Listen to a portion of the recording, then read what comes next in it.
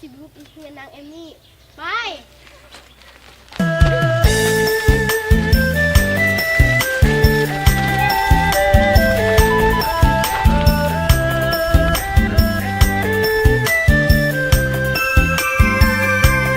ฟังเส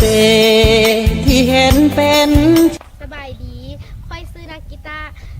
เฮียนอยู่ปฐมสมบูรณ์ปักซับเก้าป .5 สบายดีค่อยซื้อนางวิภาวดียานยูห้องเรียน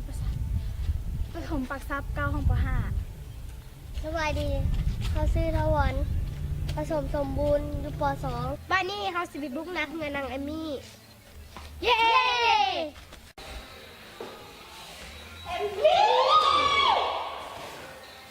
สวัสดีค่ะชื่อนางเอมมี่ยันยุ่งยันวัตถุบักซาเก้าสวัสดียันตื่นต้นตาเฮียนอยู่ห้องบุ๊กถูกกว่าก็ห้องบุ๊กสองแล้วพวกเราสิหาไปเบิ้ลเครื่องดนตรีเด้อ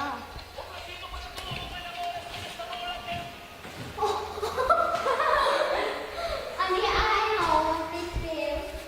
อันประเภทนี้ประเภทตาโกงราคา600,000กีตาร์ไฟราคา1,500,000แขนราคาดาบอันหนึ่งละแม่150,000 2อันละแม่300,000อันนี้ละแม่หัวสร้างราคา50ถึง40,000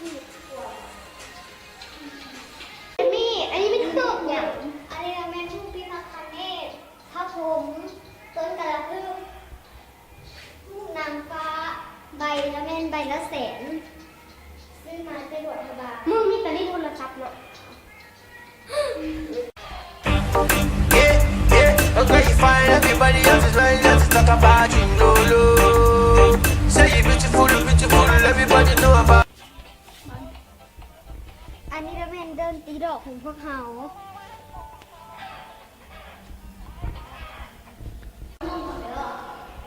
พิเศษคือว่ามีกล้องวงจรปิด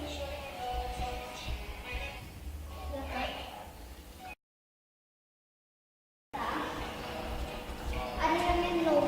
โปรโมทน้ำเบียร์ของอีป๋าเสื้อเสื้อผ้าบัวเฮาที่สองอันเดียว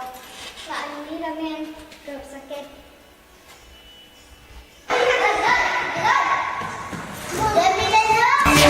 Oh no no, girl you looking so fine, everybody just talk about you, no no.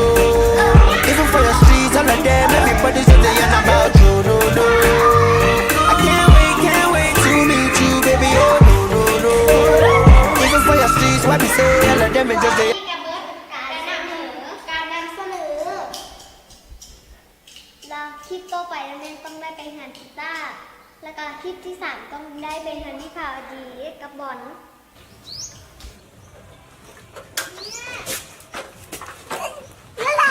They yarn about you, no no. I can't wait to meet you, baby, oh no no no. Even for your streets, what we say, all of them is just yarn about you, no no. Girl you looking so fine, everybody just talk about you, no no.